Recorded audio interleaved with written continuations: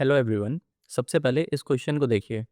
Gold tranche, microbeads, फिर polar code, pronuclear transfer, next Denisovan membrane bioreactors, फिर again digital signature, AR VR greenwashing, then two state nations, Cas9 protein, फिर क्या है Arab spring, H1N1 virus, marginal standing facility rate, Goldilocks zone, ऐसे ही contour bunding हो गया, intended nationally determined contributions हो गया, सीड विलेज हो गया। फिर और क्या पूछा है, Beijing declaration and platform for action, and arc, near field communication, NFC जिसको बोलते हैं। ओके। और क्या पूछा है, Rio+20 यूरोपियन स्टेबिलिटी मैकेनिज्म। तो ये सब क्या है, ये सारे हमारे टर्म्स इन न्यूज़ हैं, है ना। हर साल यूपीएससी 3 से 4 क्वेश्चन ऐसे पूछता है जो बिल्कुल डायरेक्ट होते हैं, जो न्यूज़ या तो किसी न्यूज़ से उठाए होते हैं, एडिटोरियल से उठाए होते हैं, या किसी डायरेक्ट PIB वगैरह से उठा लेते हैं। तो इन ये जो क्वेश्चंस होते हैं इनको अटेम्प्ट करना बहुत इजी होता है, सिर्फ आपको रीड करना है और आंसर टिक कर देना है। ठीक है। तो ये सीरीज़ होगी हमारी टर्म्स इन न्यू सीरीज़, इसमें हम लोग यही 4 क्वेश्चंस को टारगेट करने वाले हैं। और सिर्फ इतने ही नहीं, बहुत सारे क्वेश्चंस ऐसे हैं जो डायरेक्ट आए हुए हैं। बिटकॉइन हो गया, बेस इरोजन हो गया, net metering, grease lightning, Project Loon, और ये amber, blue box, green box, ये तो हम लोग इकोनॉमी में भी पढ़ते हैं। फिर transcriptome, masala bonds, LiFi, ELISA, M stripes, somatic cell nuclear transfer, एक ये बेली, blockchain, CRISPR Cas9, merchant discount rate, genome sequencing, है ना, event horizon, domestic content requirement, ये सब यहाँ पे PYQs ही हैं, और सब UPSC के ही PYQ हैं, है ना, कोई भी इधर उधर के नहीं है। वोना क्राइपेट या इटर्नल ब्लू, ये सब क्या है, ये सब टर्म्स इन न्यूज़ थे उस टाइम पर। Recognition for prior learning scheme, Prosopis juliflora, ये लेवांट, मियावाकी मेथड, ये भी पूछा था कुछ साल पहले ही। R2 code of practices, pyrolysis and plasma gasification हो गया। फिर DNA barcoding, 100 million farmer, social cost of carbon, है ना। नेक्स्ट क्या पूछा है, रॉक टेक्नोलॉजी पूछी है, क्यूबिट पूछा है। फिर बीटा पूछ लिया, इकोनॉमी से, स्टॉक मार्केट से। माइक्रो सैटेलाइट DNA पूछ लिया। फिर क्या पूछा, aerial metagenomics, Wolbachia method, ACE2, small farmer large field पूछ लिया। बॉल गार्ड पूछ लिया। ब्लू कार्बन, ये तो इजी था, बट है क्या, ये है तो टर्म्स इन न्यूज़ ही ना। फिर क्या पूछा है, pumped storage hydro power, West Texas intermediate, public की इंफ्रास्ट्रक्चर, है ना। वैसी एक ही यहाँ पे डेफिनेशन दे रखी है ये भी टर्म्स इन न्यूज़, बट ये डेफिनेशन दे रखी है। इसमें देखो क्या क्या ऑप्शंस में क्या क्या है, big data analytics, cryptography, metaverse, virtual matrix, right. फिर नेक्स्ट हम लोग देखते हैं, तो इसी टाइप के बहुत सारे PYQs ऑलरेडी आ चुके हैं, है ना। यूपीएससी हर साल 3 से 4 क्वेश्चन पूछता है, ये हमने आपको दिखा दिया। अब इसी में हम लोग टारगेट करेंगे, कुल मिला के कुछ हम लोग 50 to 60 वर्ड्स ऐसे देखने वाले हैं जो 24 से लेके अभी तक पूरा 26 तक न्यूज़ में थे, बहुत ज़्यादा न्यूज़ में थे। और ये उस ट्रेंड पर ही रहेंगे जैसे यूपीएससी पूछता है। बेसिकली यूपीएससी क्या पूछता है, जो हमारे मोटे मोटे सब्जेक्ट्स हैं करंट अफेयर से रिलेटेड, जैसे साइंस एंड टेक्नोलॉजी हो गया, इन्वायरमेंट हो गया, है ना, इवन आर्ट एंड कल्चर से भी कभी कभी पूछ लेता है। ओके। और इसके अलावा क्या हो गया, हमारे ये साइबर सिक्योरिटी वगैरह हो गया, है ना। तो इन्हीं से ही ज़्यादातर टर्म्स इन न्यूज़ आते हैं। मेडिकल हो गया, मेडिकल तो वैसे साइंस एंड टेक में ही आ जाएगा, बट ये जितने भी जीनोम सीक्वेंसिंग वगैरह हो गया, बायोरॉक हो गया, ये सब कहाँ से आ रहा है, साइंस से ही आ रहा है। तो उसी ट्रेंड को हम लोग फॉलो करते हुए ये पूरी सीरीज़ बनाई है टर्म्स इन न्यूज़। ठीक है। आज इसका फर्स्ट पार्ट है, इसमें हम लोग टोटल 10 वर्ड्स देखने वाले हैं जो कि सारे के सारे साइंस से रिलेटेड होंगे, साइंस सेक्टर के ही हैं, जो न्यूज़ में थे, एडिटोरियल में थे, या किसी वेबसाइट में आए थे, या PIB में आए थे, मतलब हर जगह से हम लोग ने कंपाइल करके ये PDF बनाई है। ठीक है। चलो बिल्कुल ईजी लैंग्वेज में आपके समझाएंगे, सबको समझ में आएगा। तो हमारा पहला वर्ड आज का क्या है, आज का पहला वर्ड है पोस्ट क्वांटम क्रिप्टोग्राफी। ठीक है। अब ये पोस्ट क्वांटम क्रिप्टोग्राफी का मतलब क्या है, जैसे जो अभी हमारा करंट इंक्रिप्शन है ना, जैसे किसी भी कोई भी चीज़ होती है, जैसे बैंक अकाउंट्स होते हैं, है ना, इवन जो सिंपल पासवर्ड्स होते हैं वो सारे इनक्रिप्टेड होते हैं, है ना, कुछ ना कुछ उसमें फैक्टर ऑथेंटिकेशन लगा होता है, या तो वो अल्फ़ाबेट्स होंगे, या तो नंबर्स होंगे, या तो अल्फ़ा न्यूमेरिक होंगे। ठीक है। तो इसी इनक्रिप्शन को अभी तो ये पॉसिबल नहीं है कि इसको कोई ब्रेक कर सके, है ना, बहुत टाइट इसमें सिक्योरिटी लगा रखी है। बट जो अभी क्वांटम कंप्यूटिंग चल रहा है अभी, तो कुछ सालों बाद क्वांटम कंप्यूटिंग इतना एडवांस हो जाएगा कि ये जो अभी का इनक्रिप्शन नेटवर्क है उसको ये ब्रेक कर जाएगा। ठीक है। तो उसी जो सिक्योरिटी चैलेंजेस आने वाले हैं, जैसे बैंक अकाउंट्स वगैरह हो गया, आधार वगैरह की जितनी डिटेल्स हो गई, वो सारी इनक्रिप्टेड रहती हैं सर्वर्स में। ठीक है। तो इस इनक्रिप्शन को वो ईजिली ब्रेक कर देगा, अभी का आज का जो इन ये है हमारा क्वांटम कंप्यूटिंग है। तो इसी के लिए हम लोग एक क्रिप्टोग्राफी मतलब एक तरह का एक एल्गोरिदम बना रहे हैं, ताकि जो पोस्ट क्वांटम मतलब जो क्वांटम अपने पूरे पीक पे होगा, जो अच्छे से डेवलप हो जाएगा, तो पोस्ट क्वांटम से नाम से ही समझ में आ रहा है, उस समय के लिए हम लोग तैयार कर रहे हैं अपने सिक्योरिटी इंफ्रास्ट्रक्चर को। ठीक है, तो वही चीज़ है पोस्ट क्वांटम क्रिप्टोग्राफी। इसमें देखो लिखा भी हुआ है, current encryption is safe today but could be easily cracked by future quantum computers. ठीक है, तो उसी के लिए हम लोग ऐसे मैथमेटिकल लॉक्स एंड कोड्स बना रहे हैं जिनको ये सुपर कंप्यूटर्स भी ब्रेक ना कर पाए। ठीक है, समझ में आ गया पोस्ट क्वांटम क्रिप्टोग्राफी, वही यहाँ पे समझा रखा है। ओके, चलो सेकेंड वर्ड आज का हमारा क्या है, एज एआई, है ना। अब ये एज एआई क्या है, इसको हम लोग समझते हैं। जैसे कोई भी एआई होता है, चैट जीपीटी ले लो, जेमिनाई ले लो, ग्रॉक ले लो, डीप सीक ले लो, कुछ भी होता है ना, तो उसमें हमारा जो एक डिवाइस होता है, पीसी भी हो सकता है, फ़ोन हो सकता है, कोई भी डिवाइस है, तो सबसे पहले उनका जो सर्वर होता है, फॉर एग्जांपल मान लो यहाँ पे चैट जीपीटी का सर्वर है ना, उस पे हमारा डाटा भेजता है। जैसे हमने अगर कोई फ़ोटो अपलोड की कि इसके हमको नोट्स बना के दो, राइट, तो ये पहले अपने सर्वर पे वो हमारा जो फ़ोटो है वो उसको अपलोड करेगा, देन वहाँ पे प्रोसेस करेगा, फिर वापस लाके हमारे डिवाइस पे उसको शो करेगा पूरा प्रोसेसिंग होने के बाद। बट ये एज एआई क्या है, इसमें जो बीच का ये जो सर्वर है ना, क्लाउड है, उसको हम लोग हटा देते हैं। जितना भी हमारा एआई का जितना भी काम होगा, प्रोसेसिंग होगी, वो डिवाइस पर ही होगी। ठीक है, तो इसमें बीच का जो भी इंटरमीडियरी है ना, कि क्लाउड पे अपलोड हो रहा है, ये हो रहा है, वो हो रहा है, उसकी नीड नहीं होती है। ठीक है, देखो यहाँ पे फोटो में भी समझा रखा है कि फ़ोन से पहले क्लाउड पे जाता है, क्लाउड से फिर वापस रिस्पॉन्स आता है। ये तो है हमारा स्टैंडर्ड क्लाउड एआई।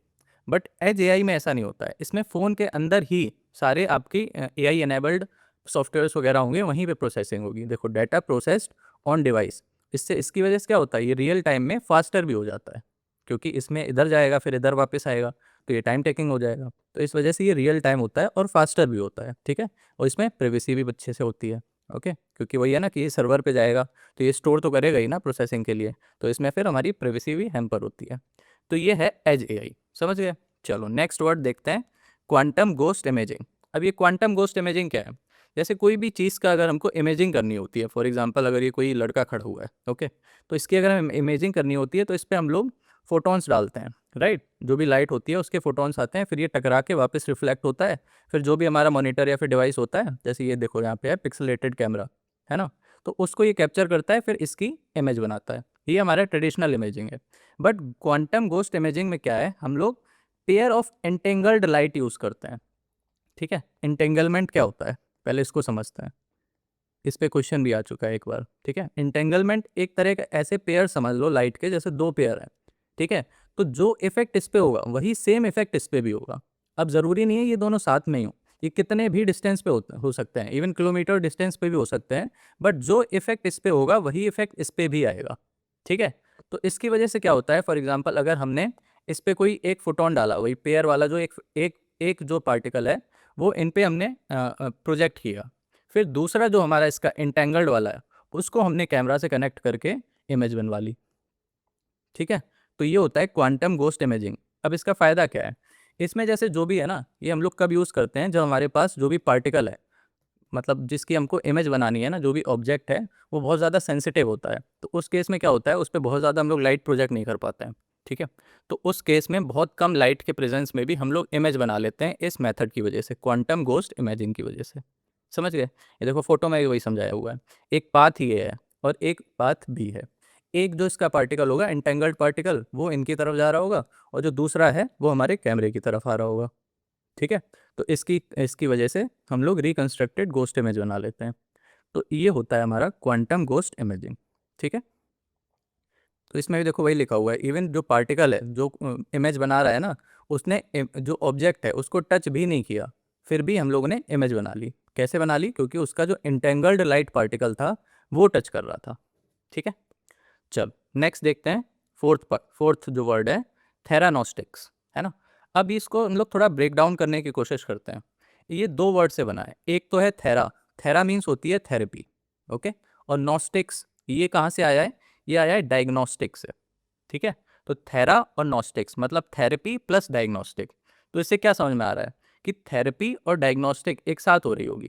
तो इसमें हम लोग क्या करते हैं, ये जो सब्सटेंस होता है ना, where doctors use one substance to find a disease and other similar substance to deliver medicine. Directly to the exact spot. मतलब कुल मिला के इसमें एक ही चीज़ का जो एजेंट कह सकते हैं, है ना, एक ही एजेंट यूज़ होता है डायग्नोसिस में, और उसी एजेंट से हम लोग जो थेरेपी है वो कंडक्ट करवाते हैं। जैसे इसका फॉर एग्जांपल मान लो एक्सरे हो गया, ठीक है, तो एक्सरे से हम लोग ने पहले डिटेक्ट किया, डायग्नोस किया कि किसी पार्ट में ट्यूमर है, ओके, एंड देन उसी एक्सरे से जो थेरेपी करके हम लोग ने ट्यूमर को निकाल दिया, ख़त्म कर दिया, ब्रेक डाउन कर दिया, ओके। तो डायग्नोस्टिक और थेरेपी दोनों एक ही चीज़ से तो हुई ना, साइमल्टेनियसली हुई, एक ही एजेंट से, तो उसी को ही हम लोग बोल देते हैं थेरानोस्टिक्स। समझ गए? चलो नेक्स्ट देखते हैं टाइम क्रिस्टल्स। अब ये क्या होता है, जैसे जो बेसिकली मोस्ट जितने भी क्रिस्टल्स होते हैं, जैसे सॉल्ट का ले लो, डायमंड का ले लो, किसी भी चीज़ का क्रिस्टल ले लो, तो स्पेस के पर्सपेक्टिव में स्पेस के हिसाब से अपना जो पैटर्न है वो रिपीट करते हैं, है ना। जैसे इस इमेज में भी देखो, अगर ये फॉर एग्जांपल अगर ये सॉल्ट की कोई नॉर्मल क्रिस्टल है, तो ये स्पेस मतलब यहाँ पे क्या है कि थोड़े थोड़े स्पेस के बाद वो रिपीट हो रहा होगा, है ना। स्पेस का मतलब यही तो होता है। जैसे इसमें भी देखो, एक ये है, उसके बाद अगर हम ये वाला प्लेन ले लें, तो ये देखो फिर से ये बीच वाला जो प्लेन है वो रिपीट हो रहा है ना। फिर ये इधर वाला जो प्लेन है वो रिपीट हो रहा है, ठीक है। किसी भी एंगल से आप देखोगे हर टाइम बाद वो रिपीट हो रहा होगा। तो यही होते हैं हमारे नॉर्मल क्रिस्टल्स, जो कि स्पेस के पर्सपेक्टिव में रिपीट होते हैं। बट अब ये टाइम क्रिस्टल्स क्या हैं, ये स्पेस के साथ तो करते ही हैं, बल्कि ये टाइम के साथ भी रिपीट होते हैं, है ना। मतलब एक कांस्टेंट टाइम इंटरवल के बाद ये अपने आप का जो स्ट्रक्चर होता है, जो फ्रेमवर्क होता है, वो चेंज करते हैं और फिर थोड़े टाइम बाद वापस अपने ओरिजिनल स्टेट पे आ जाते हैं। जैसे एक ये देखो, है ना, ये कोई एक टाइम क्रिस्टल है मान लेते हैं, ये टाइम T1 पे कुछ ऐसा था, है ना। ये टाइम T1 पे ऐसा था, देखो ग्रीन वाला इधर है, ग्रीन वाला इधर है, और एक ये सारे ब्लू हैं, ओके। फिर टाइम T2 पे देखो, ये वाला जो शिफ्ट है ये इधर हो गया। फिर टाइम T3 पे दोबारा वापस आ गया, ठीक है। यहाँ पे देखो ये x बन रहा है, फिर यहाँ पे कुछ ऐसा बन गया, ठीक है। फिर अगेन x बन गया, फिर नेक्स्ट आएगा, फिर से कुछ ऐसे ही बन जाएगा। तो ये मतलब टाइम इंटरवल के बाद अपने आप को रिपीट कर रहा है, ठीक है। तो ऐसे क्रिस्टल्स को हम लोग बोलते हैं टाइम क्रिस्टल्स। इसका फ्यूचर में क्वांटम में बहुत ज़्यादा यूज़ होने वाला है ना। अब इसमें मेन खासियत वाली बात क्या है ना, जैसे अभी हम लोग ने यहाँ पे देखा कि अपने आप को रिपीट कर रहा है, मतलब अपने स्ट्रक्चर को बार बार चेंज कर रहा है, रोटेट कर रहा है एक तरह से। तो अगर कोई भी चीज़ रोटेट करती है फिर मोशन में होती है, तो उसमें एनर्जी लॉस होती है ना। अब यही इसकी खासियत बात है कि जो टाइम क्रिस्टल्स हैं, इसमें कोई भी लॉस ऑफ एनर्जी नहीं होती है, कोई भी लॉस ऑफ एनर्जी नहीं होती है। इस फैक्ट को याद रखना, ठीक है। ये देखो यहाँ पे लिखा हुआ है, पीरियोडिकली विदाउट यूजिंग और लूजिंग एनी एनर्जी। इसी वजह से इसका क्वांटम मैकेनिक्स में बहुत ज़्यादा यूज़ होने वाला है फ्यूचर में, ठीक है। बहुत ज़्यादा न्यूज़ में है ये, तो बिल्कुल आने के चांसेस हैं इसको। नेक्स्ट हम लोग देखते हैं डार्क ऑक्सीजन, है ना। अब इसको हम लोग नाम से भी थोड़ा गैस कर सकते हैं। जैसे डार्क वाली चीज़ें ज़्यादातर हम लोग कहाँ से रिलेटेड पढ़ते हैं, है ना, साइंस में भी पढ़ते हैं, एनवायरनमेंट में पढ़ते हैं, है ना, केमिस्ट्री में भी पढ़ते हैं। तो जितनी भी डार्क वाली चीज़ें हैं वो डीप ओशन से रिलेटेड हम लोग पढ़ते हैं, राइट। जितनी भी डीप ओशन में चीज़ें हैं वो डार्क होती हैं, है ना। डार्क वेब भी इवन अगर देखा जाए तो उसको भी जब हम लोग पिक्टोराइज करते हैं तो डीप ओशन के ही अंदर करते हैं। ऐसा कुछ करते हैं ना कि ये हमारा है नॉर्मल इंटरनेट और ये है हमारा डार्क वेब, ठीक है। तो डार्क वाली जितनी चीज़ें हैं वो ओशन से रिलेटेड होती हैं, डीप ओशन, ऐसे याद कर लो। तो वही हो गया, जो भी ऑक्सीजन डीप ओशन में बनती है तो उसको हम लोग टर्म दे देते हैं डार्क ऑक्सीजन, ठीक है। अब इसमें एक तरह का जैसे कैसे बनेगा, ये जो जो भी वाटर होता है ना H2O, उसको ही ब्रेक डाउन कर देता है ये H2 और ऑक्सीजन में, है ना। तो अभी ब्रेक डाउन होगा कैसे, इसके लिए कुछ एनर्जी चाहिए होगी। तो डीप ओशन में जो भी मेटेलिक नोड्यूल्स होते हैं ना, मेटेलिक नोड्यूल्स होते हैं, वो एक तरह की एक बैटरी टाइप की फॉर्म कर लेते हैं। उसी से ही ये ब्रेक डाउन होता है H2 प्लस O2 के फॉर्म में। ये देखो यहाँ पे लिख रखा है मिनरल जियो बैटरी, ठीक है। तो मिनरल जियो बैटरी का मतलब क्या है, जितने भी यहाँ पे मेटेलिक मिनरल चंक्स होंगे ना, उसी की वजह से एक तरह की बैटरी फॉर्म क्रिएट हो जाती है। उसी से ही ब्रेक डाउन होता है वाटर का हाइड्रोजन और डार्क ऑक्सीजन में। समझ गए? अब इसमें याद रखने वाली क्या चीज़ है कि ये ऑक्सीजन जो बनती है वो विदाउट फोटोसिंथेसिस बनती है ना। जैसे नॉर्मल जो बनती है उसमें तो फोटोसिंथेसिस होता है, बट इस केस में फोटोसिंथेसिस नहीं होती है। इसी वजह से इसको हम लोग और क्या बोलते हैं, नॉन फोटोसिंथेटिक, ठीक है। इसी को ही हम लोग डार्क ऑक्सीजन को नॉन फोटोसिंथेटिक ऑक्सीजन भी बोलते हैं। समझ गए? चलो, बाकी ये सब पढ़ लेना, डेफिनेशन लिखी हुई है, बाकी तो हम समझाते ही जा रहे हैं, उसी में ही समझ में आ जाएगा। और वैसे भी हम लोग ने ऊपर भी क्वेश्चंस देखे हैं, वो बिल्कुल ईजी आते हैं। मतलब अगर आपको थोड़ी सी भी हिंट है ना कि डार्क ऑक्सीजन क्या है, फिर ये टाइम क्रिस्टल्स क्या है, तो बहुत ईजी ऑप्शंस आते हैं, कोई ऐसे बहुत ज़्यादा क्लोज नहीं आते हैं, फिर डिटेल में नहीं पूछते हैं कि इसमें क्या होगा इसमें क्या होगा, ज़रा सा भी आइडिया है तो क्वेश्चन अटेम्प्ट आसानी से हो जाएगा। फिर हम लोग नेक्स्ट देखते हैं मियॉन टोमोग्राफी। ठीक है, तो इसके लिए सबसे पहले ये समझो ये मियॉन क्या होता है। जैसे इलेक्ट्रॉन होता है ना, प्रोटॉन होता है, वैसे ही एक पार्टिकल्स होते हैं मियॉन। ये इलेक्ट्रॉन से लगभग 200 गुना ज़्यादा इसका वेट होता है, इसका जो मास होता है वो 200 टाइम्स मोर होता है इलेक्ट्रॉन से। ठीक है, अब ये म्यूॉन्स आते कहाँ हैं, ये स्पेस से हमारे पास कॉन्टिन्यूसली आ रहे हैं, ऐसा नहीं है कि किसी पर्टिकुलर टाइम पे आते हैं, कभी ये हुआ वो हुआ, ऐसा नहीं है, कॉन्स्टेंटली ये स्पेस से आ रहे हैं म्यूॉन्स अपने अर्थ के एटमॉस्फेयर में। तो इसमें क्या होता है, जब ये म्यूॉन अपने अर्थ के एटमॉस्फेयर से टकराते हैं तो ये स्प्लिट हो जाते हैं, इनके पार्टिकल्स बहुत ज़्यादा स्प्लिट हो जाते हैं। अब जैसे एक्सरे वगैरह में क्या होता है ना, उसमें भी जो एक्सरे वेव्स होती हैं उसको हम लोग प्रोजेक्ट करते हैं, फिर वो कोई किसी भी इमेज में जाके टकरा के फिर वापस आता है, तब हम लोग उसकी इमेजिंग कर लेते हैं, राइट, यही होता है ना। तो इसमें मियॉन टोमोग्राफी में भी एक तरह का ऐसा ही हो गया। इसमें ये कहाँ यूज़ होता है, ये जो मास ऑब्जेक्ट्स होते हैं, जैसे यहाँ पे भी देखो दिखा रखा है, पिरामिड्स हो गए, है ना, या फिर वॉल्केनिक इरप्शंस वगैरह होता है। तो अगर हमको इमेजिंग करनी है वॉल्केनो की, सपोज करो, है ना, हमको देखना है कि वॉल्केनो के अंदर क्या क्या है, ओके, या फिर देखना है हमको इजिप्ट कह रहे हैं, पिरामिड के अंदर क्या क्या है ना, तो अब इसका तो हम लोग एक्सरे तो करेंगे नहीं, तो इसी के लिए काम आता है ये मियॉन टोमोग्राफी।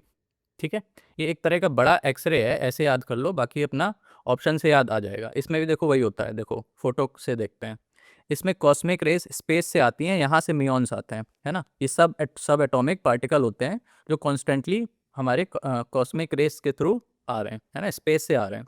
तो ये क्या करते हैं, ये बिल्कुल पास कर जाते हैं, जो भी थिक स्टोन्स या फिर जो भी मटेरियल होता है सबसे पास कर जाते हैं, और उसके बाहर हम लोग क्या रख देते हैं, जैसे जो भी पिरामिड या फिर वोल्केनो का हमको इमेजिंग करवानी है, तो उसके बाहर हम लोग मियॉन डिटेक्टर्स रख देते हैं, जैसे एक सेंटिलेटर होता है वो भी मियॉन डिटेक्टर होता है, तो उसको रख देते हैं। तो जैसे ही ये टकरा के बाहर आएंगे, इन डिटेक्टर होंगे, वो उसको डिटेक्ट कर लेंगे, और अंदर इसके जो भी स्ट्रक्चर होगा या फिर जो कुछ भी होगा सबकी हमको इमेज बना के दे देगा। ठीक है, जैसे इसके अंदर देखो ये हिडन चैम्बर है, पूरी इसने इसकी इमेज बना के दे दी।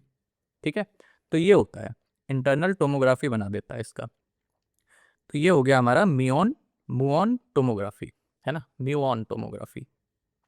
नेक्स्ट देखते हैं स्मार्ट डस्ट, है ना। अब ये स्मार्ट डस्ट क्या है, देखो डस्ट कुछ नहीं है, डस्ट से सिर्फ यहाँ पे लेना देना है स्मॉल पार्टिकल, है ना, जैसे डस्ट पार्टिकल होता है ना बिल्कुल स्मॉल, तो वैसे ही स्मार्ट डस्ट क्या हो गए, कुछ ऐसे सेंसर्स, है ना, जिसको हम लोग ऐसी जगह पे भेज सकते हैं जहाँ पे कोई और डिवाइस या फिर सेंसर को ले जाना पॉसिबल नहीं है। ठीक है, तो वहाँ पे फिर रोल आता है स्मार्ट डस्ट का। इसमें क्या होता है, ये बिल्कुल छोटे छोटे सेंसर्स होते हैं जो कि डिटेक्ट क्या करते हैं, ये टेम्परेचर भी डिटेक्ट कर सकते हैं, प्रेसिपिटेशन डिटेक्ट कर सकते हैं, है ना, प्रेशर डिटेक्ट कर सकते हैं। तो कहीं पे भी अगर कुछ भी एबनॉर्मेलिटीज़ हो रही है ना, एनोमली हो रही है, टेम्परेचर की, प्रेशर की, कुछ भी लीकेज हो रहा है, सपोज़ करो कोई पाइप है, गैस पाइपलाइन है ना, अब वो इतनी पतली पाइपलाइन होती है, अगर कहीं पे लीकेज हो रहा है तो हम लोग इसके थ्रू, स्मार्ट डस्ट के थ्रू हम लोग पता कर सकते हैं।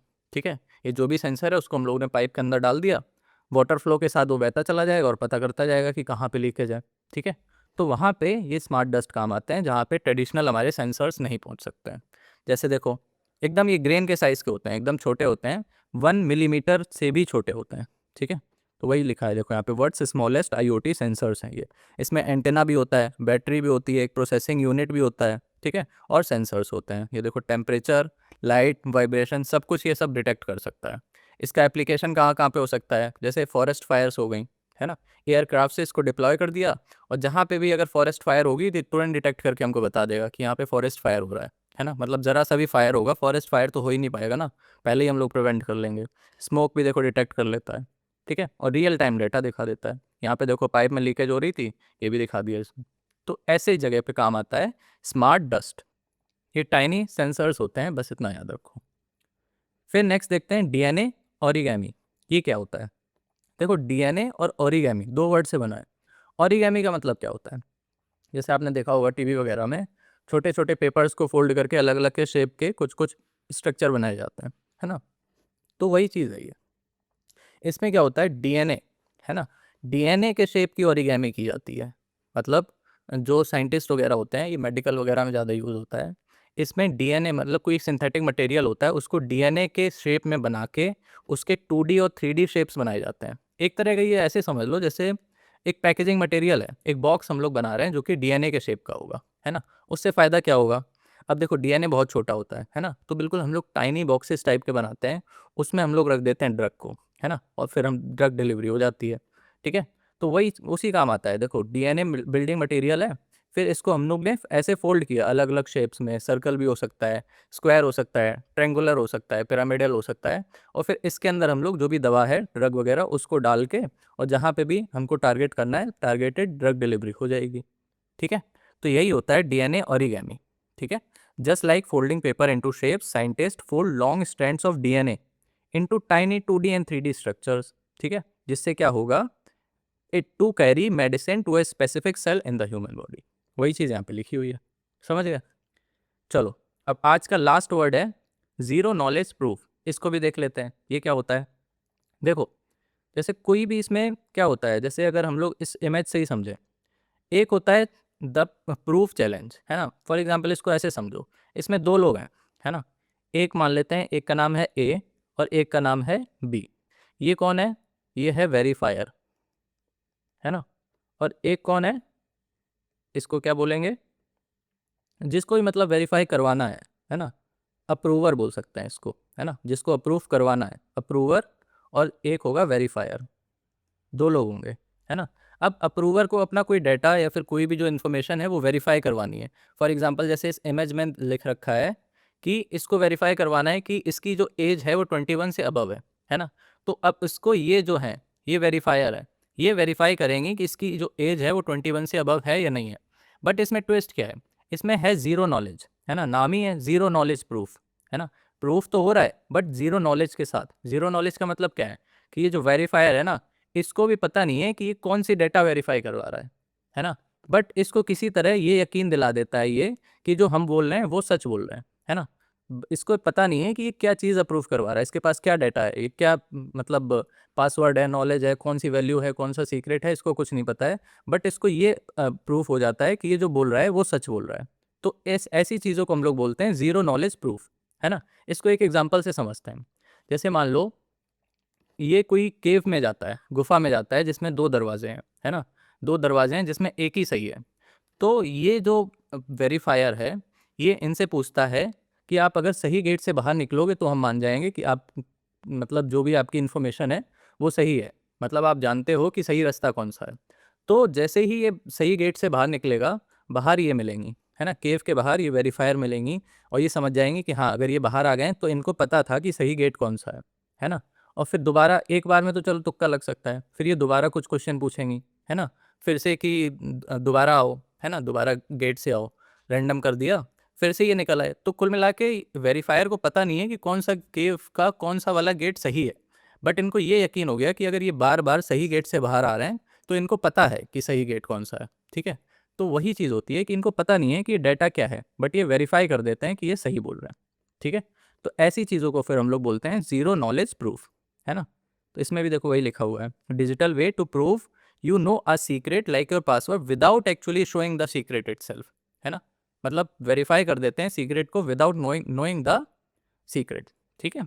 तो आज हम लोग ने कितने वर्ड्स देखे? आज हम लोग ने टोटल 10 वर्ड्स देखे, जो कि सारे के सारे कहाँ से थे? साइंस एंड टेक्नोलॉजी से थे। अगर आपको वीडियो अच्छी लगी हो तो फिर कमेंट करना और बताना कि कैसी लगी वीडियो, ताकि हम लोग इसका सेकंड पार्ट जल्दी से ला सकें, है ना। अब अच्छा, इसके अलावा एक चीज़ और है, हम लोग टेलीग्राम पर एक वॉर रूम कंडक्ट करवा रहे हैं, है ना। उसमें हम लोग डेडिकेटेडली 70 डेज़ की प्रिपरेशन कर रहे हैं यूपीएससी से रिलेटेड, है ना।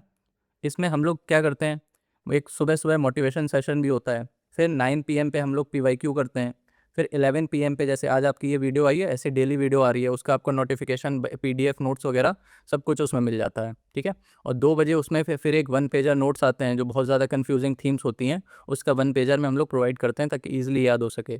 फिर 2 PM पे क्या होता है, 2 PM पे कुछ ना कुछ ऐसे जो फ्रिक्वेंटली टॉपिक्स आते हैं उनके हम लोग निमोनिक्स प्रोवाइड करते हैं ताकि वो ईजिली याद हो सके, है ना। फिर 4 PM पे सौरभ सर की क्रैक सीरीज चलती है, उसमें बहुत सारे ऐसे अननोन टॉपिक होते हैं जो कहीं से किसी को पता ही नहीं होते हैं कि कहाँ से आ रहे हैं, उसको हम लोग क्रैक करते हैं, राइट।